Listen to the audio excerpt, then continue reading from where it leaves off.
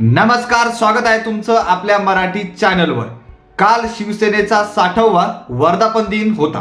आता आपण जर बघितलं तर काल 60वा वर्धापन दिन, परवा अतिशय महत्त्वाची गोष्ट घडली, ऑपरेशन टायगर। अर्थातच आपण नक्कीच याविषयी मागच्या 2 ते 3 महिन्यापासून ऐकतोच आहे। ऑपरेशन टायगर ऍक्टिव्ह झालेले आहेत, ऑपरेशन टायगर मध्ये या गोष्टी घडणार अशा विविध बातम्या विविध माध्यमांमध्ये आपण बघत होतो।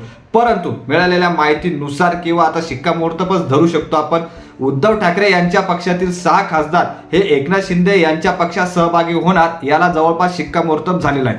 असं हे ऑपरेशन टायगर। आणि त्यानंतर काल उद्धव ठाकरे यांची पहिली प्रतिक्रिया आली। सर्वांचंच लक्ष या प्रतिक्रियेकडे होतं की उद्धव ठाकरे काय बोलतील।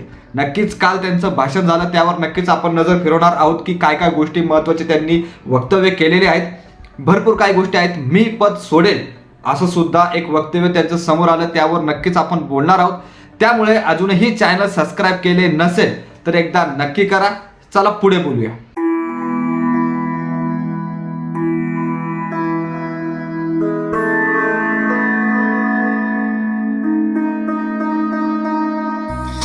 तर काल वर्धापन दिनी आपण जर बघितलं तर उद्धव ठाकरे यांनी अतिशय महत्त्वाचे वक्तव्य बोललेले आहेत।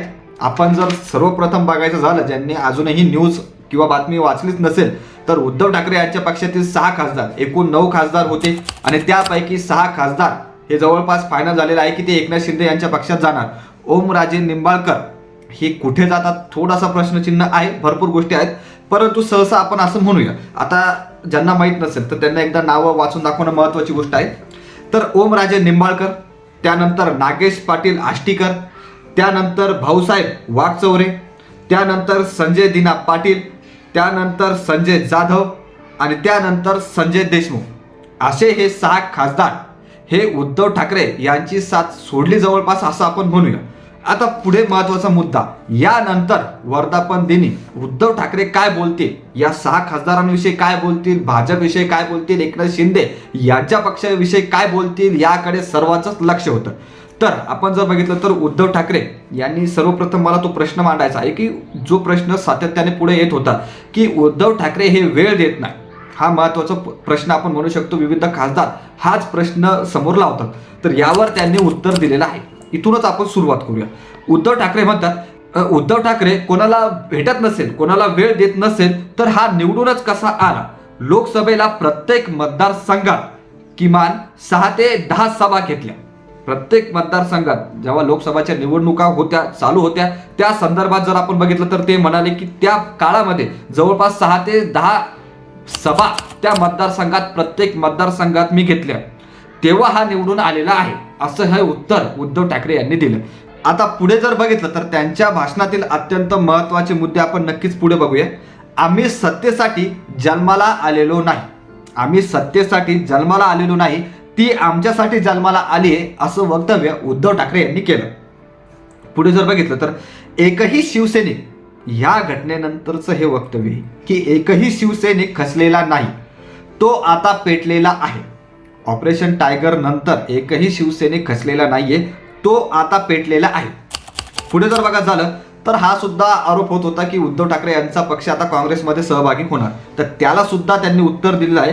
काँग्रेसने कधीही मातोश्रीकडे हावरटासारखं पाहिलेलं नाही, हा सुद्धा त्यांनी महत्त्वाचा मुद्दा तिथे मांडला। आणि पुढे ते हे सुद्धा म्हणाले की एवढा वर्ष भाजपसोबत होतो, तिथेच जरी सामील झालो नाही मी तर इथे कशाला हो, असा सुद्धा त्यांनी एक मुद्दा मांडला होता। पुढे जर बघा झालं, जे फुटले त्यांच्या कपाळावरचा गद्दारीचा शिक्का, जे आता फुटले आहेत किंवा मागे फुटले आहेत, त्यांच्या कपाळावरचा गद्दारीचा शिक्का पुसला जाणार नाही, असं वक्तव्य उद्धव ठाकरे यांनी केलेलं आहे। पुढे जर बघा झालं तर आज जी काही गद्दारी झाली आहे, मी त्या वार्डातील तमाम मतदारांची जाहीर माफी मागतो, कारण त्या सगळ्यांनी, त्या मतदारांनी अगदी मोदींची लाट असताना माझ्यावरती, बाळासाहेबांवरती विश्वास ठेवून यांना निवडून दिले। नक्कीच आपण यांच्याविषयी बोलतो की जे 6 खासदार हे आता एकनाथ शिंदे यांच्या पक्षात सहभागी होणारे, जवळपास त्यांच्याविषयीच ही गोष्ट आहे की एवढी मोदींची लाट असून सुद्धा त्यांनी माझ्यावरती, बाळासाहेबांवरती विश्वास ठेवून त्यांनी यांना निवडून दिलं। जे आम्हाला डिवसले जात होते की तुमचे मोदींच्या चेहऱ्यांवर खासदार निवडून आले, मोदींचा चेहरा न लावता, न वापरता आपल्या शिवसेनेने 9 खासदार डौलाने निवडून आले होते असं त्यांनी वक्तव्य केलंय. अर्थातच आपण नक्कीच म्हणू शकतो की याविषयी आपण जर बघितलं तर माझ्यावर विश्वास ठेवला, बाळासाहेबांवरती विश्वास ठेवून यांना निवडून आणलं होतं. त्या मतदारसंघाच्या लोकांना माफी मागताना आपल्याला उद्धव साहेब हे दिसत आहे. तर आता नक्कीच भरपूर काही गोष्टी सध्या होताना दिसत आहे. आपण जर बघितलं तर एकनाथ शिंदे यांचं सुद्धा भाषण झालं, तिथे सुद्धा काही महत्त्वाचे मुद्दे नक्कीच समोर आलेले आहेत.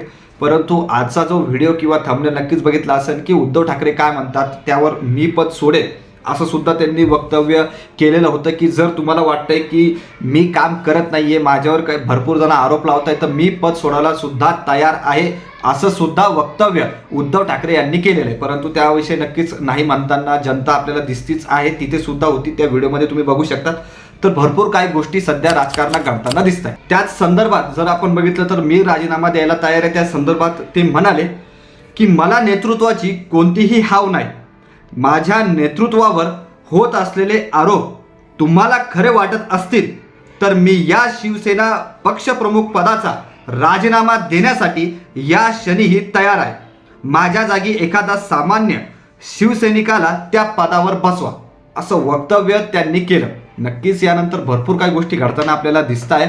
तर तुम्हाला या संदर्भात काय वाटतं, जे आता गोष्टी घडलेल्या आहेत या संदर्भात काय वाटतं नक्की कमेंट करून सांगा आणि सबस्क्राईब करायला मात्र विसरू नका. धन्यवाद.